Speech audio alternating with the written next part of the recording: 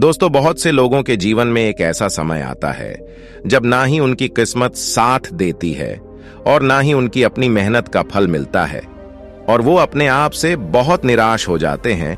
इसलिए हम आपके लिए एक ऐसी कहानी लाए हैं जिसे सुनकर आप अपना भविष्य बदल सकते हैं। तो चलिए कहानी शुरू करते हैं। दोस्तों, एक बार की बात है, महात्मा बुद्ध के शिष्य आनंद कहीं जा रहे थे। रास्ते में उन्होंने देखा कि एक अधेड़ व्यक्ति एक चट्टान पर बैठा रो रहा है। वे उसके पास गए और बोले, क्या बात है वत्स, तुम कौन हो और क्यों रो रहे हो? आनंद की बात सुनकर उस व्यक्ति की सिसकियां थम गईं। वह अपने आंसुओं पोंछता हुआ बोला, मैं पास के गांव का रहने वाला एक बदनसीब व्यापारी हूं। मैं जो भी काम करता हूं वह बिगड़ जाता है। व्यापार के चक्कर में मैंने अपनी पत्नी के गहने गंवा दिए, मैंने अपने परिवार को भी खो दिया, यहां तक कि मेरा घर भी गिरवी पड़ा है। मुझे तो लगता है कि मैं किसी काम का नहीं हूं, मेरी किस्मत ही खराब है। उसकी बात सुनकर आनंद बोले, तुमसे किसने कहा वत्स कि तुम्हारी किस्मत खराब है? जरा मैं भी तो जानूं कि तुम्हारी किस्मत में क्या खराबी है। वह व्यक्ति बोला, पहले मैं खेती करता था, पर हर साल उसमें घाटा होता था। कभी सूखा पड़ जाता तो कभी ज्यादा बारिश के कारण फसल बर्बाद हो जाती। इससे परेशान होकर मैंने व्यापार करने का निश्चय किया। मैंने पत्नी के गहने बेचकर अपना व्यापार शुरू किया, लेकिन मेरा व्यापार नहीं चला। शुरू में परिवार वालों ने मेरा साथ दिया, लेकिन जैसे जैसे मुझे नुकसान होने लगा, मेरे परिवार वाले भी मुझसे दूर हो गए।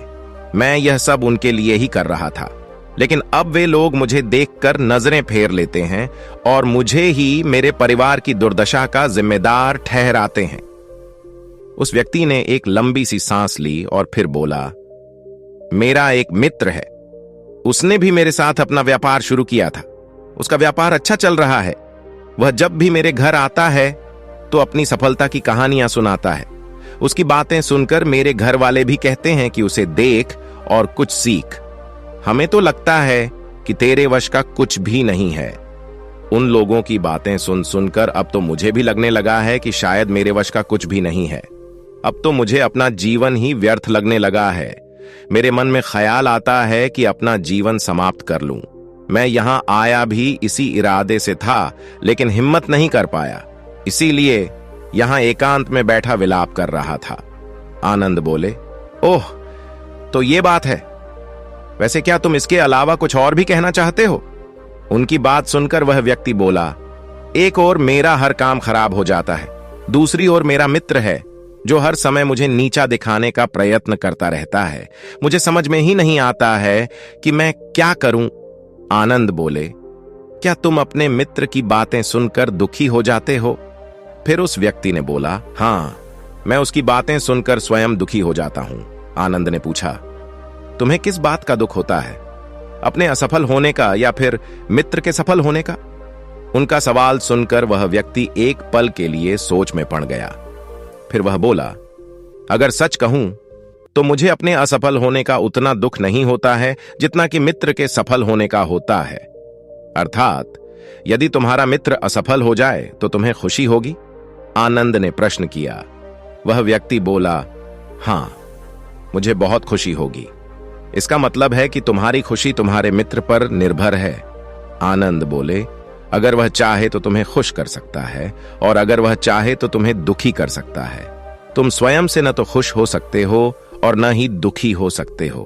अर्थात तुम अपने मित्र के गुलाम हो गए हो, इसलिए तुम्हारा कुछ नहीं हो सकता। उसके बाद उस व्यक्ति ने हाथ जोड़कर बोला, ऐसा न कहें महात्मन, आपकी बातें सुनकर मुझे कुछ आशा बंध रही है। आनंद बोले, जब हम किसी से आशा बांध लेते हैं तो उस पर निर्भर हो जाते हैं। ऐसे में हमारी खुशी और दुख भी उस पर निर्भर करने लगता है। इससे बेहतर है कि तुम अपने आप से आशा बांधो।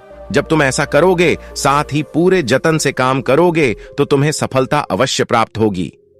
कहते हुए आनंद ने एक पल के लिए उस व्यक्ति की ओर देखा, फिर अपनी बात आगे बढ़ाई। तुम्हें लगता है कि तुम्हारा मित्र तुम्हें दुखी करने आता है, पर अगर विचार करो तो वह बातें तो सच्ची ही कहता है। वह अपने संघर्ष और अनुभव की बातें बताता है। तुम उन बातों से बहुत कुछ सीख सकते हो। तुम्हें इसके लिए उसका धन्यवाद करना चाहिए कि तुम्हें घर बैठे कुछ अनुभव मिल रहे हैं। तुम उन अनुभवों का लाभ उठाओ, नई शुरुआत करो, कर्म करते जाओ, हार मत मानो, एक दिन तुम्हें सफलता अवश्य मिलेगी। आज तुम जिसे अपना बुरा वक्त या बुरी किस्मत कह रहे हो, एक दिन यह बदल जाएगी। इसी के साथ तुम्हारे विचार भी बदल जाएंगे। और देखना, जब तुम्हारा अच्छा वक्त शुरू होगा, तब तुम्हारा मित्र भी तुम्हें अपनी सफलताओं की कहानियां नहीं सुनाएगा, तब वह अपनी असफलताओं की बातें बताएगा ताकि तुम उसकी बातें सुनकर भ्रमित हो जाओ, तुम्हारा आत्मविश्वास हिल जाए और तुम गलत निर्णय ले सको। लेकिन उस समय भी तुम्हें अपनी बुद्धि का प्रयोग करना होगा।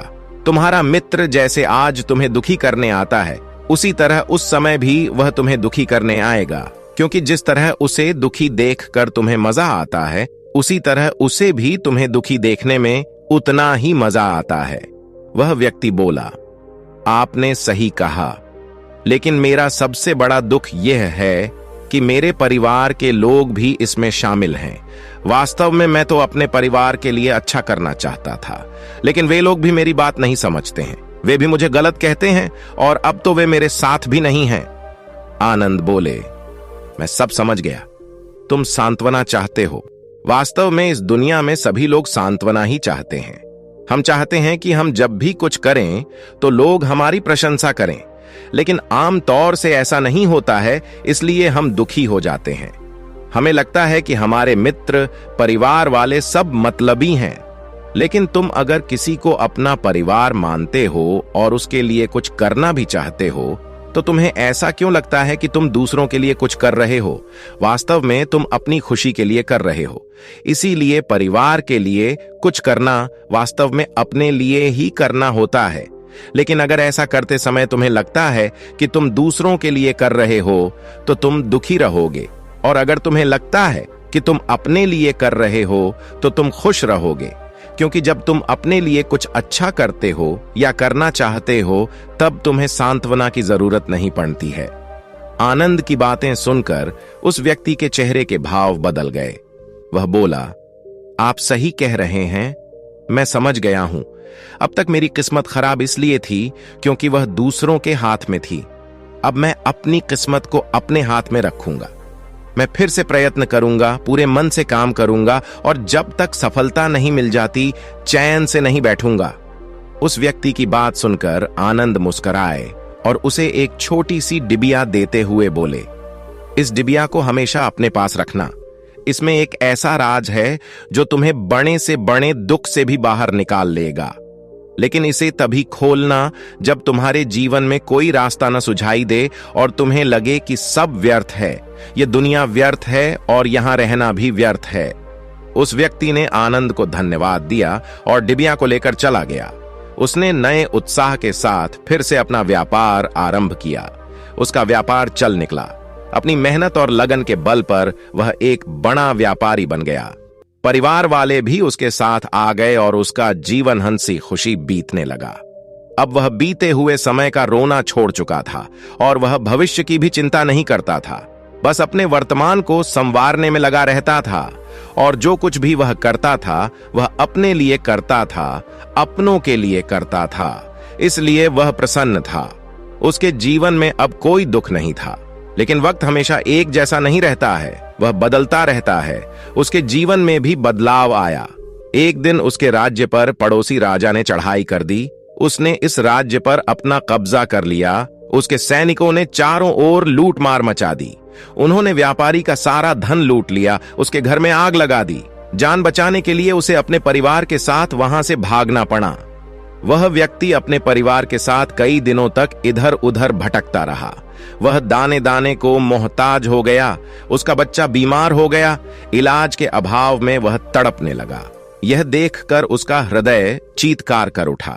वह कैसे अपने बच्चे का इलाज कराए? उसके पास तो खाने के लिए भी पैसे नहीं थे। ऐसे में उसे एक बार फिर निराशा ने घेर लिया।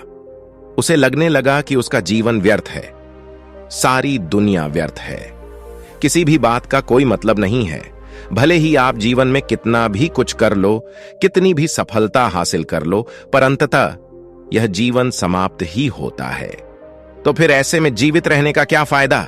इससे तो अच्छा है कि वह अपना जीवन समाप्त कर ले। लेकिन तभी उसके दिमाग में आनंद की दी हुई डिबिया याद आई।